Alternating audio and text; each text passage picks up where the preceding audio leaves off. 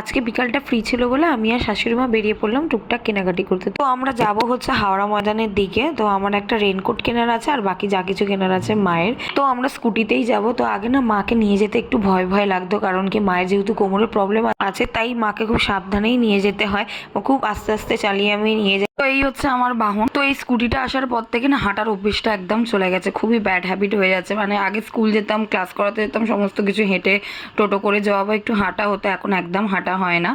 তো এখানে মা একটু কিছু দেখে নিচ্ছিল। আমরা প্রথমে এম বাজারে এসেছি। তো এখানে মা ওই কন্টেনারগুলো দেখে নিচ্ছিল, মানে তেল রাখার জায়গা। তো আমার এখানে কিছুই কাজ ছিল না। তো আমি ভাবলাম এর দিকে গিয়ে একটু জামা কাপড় দেখে আসি। তো সেরকম কিছু কালেকশন ছিল না।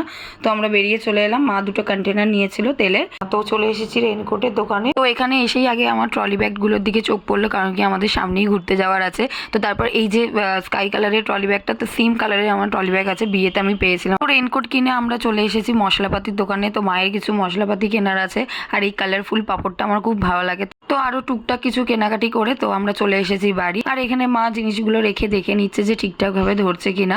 আর আমি এখানে চলে এসেছি হচ্ছে আমার কাবার্ডের দিকে শাড়ি খুঁজতে, কারণ কি পরের দিন আমার একটা ইনভিটেশন আছে, আর তার জন্য আমি আগে থাকতে শাড়ি ডিসাইড করে রাখছিলাম যে কোনটা পরবো।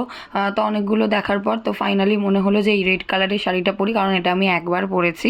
আর এটা সেটে সব কিছুই আছে, ব্লাউজ, ম্যাচিং করা জুয়েলারি। তো এই শাড়িটাই আমি আইব্রোভাতে পেয়েছিলাম। তো মাকে গিয়ে একবার দেখিয়ে দিলাম যে এই শাড়িটা আমি পরছি।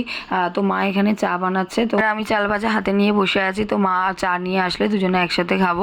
আর দেখো এখানে প্যাকেটটা ছিললাম নেই বললেই চলে, বাটির এক কোণে পড়ে আছে, 10 টাকার প্যাকেট। মানে দিনে দিনে এমন হচ্ছে, পরিমাণ কমে যাচ্ছে, টাকার পরিমাণ বেড়ে যাচ্ছে, দাম প্রত্যেকটা জিনিসের বেড়ে যাচ্ছে। তো যাই হোক, এইভাবেই আমাদের চলতে হচ্ছে। তবে যাই বলো, আমার মতো যারা চা লাভার, কোথাও বাইরে থেকে বেরিয়ে আসার পর যখন ফ্রেশ হয়ে এই চায়ের কাপটা হাতে পাই না, তখন যেন মনে হয় স্বর্গ। মানে সমস্ত ক্লান্তি দূর হয়ে যায়। আমার তো এই চায়েতেই যত এনার্জি। সকালে স্কুল, বিকালে ক্লাস, সমস্ত কিছু করিয়ে যখন একটু ফ্রি টাইম পাই, সন্ধ্যেবেলা মায়ের সাথে বসে এইরকমভাবে গল্প করতে করতে আমরা দুজনে চা খাই। তো তোমরা কারা কারা আমার মতো চা লাভার আছো আমাকে অবশ্যই জানি।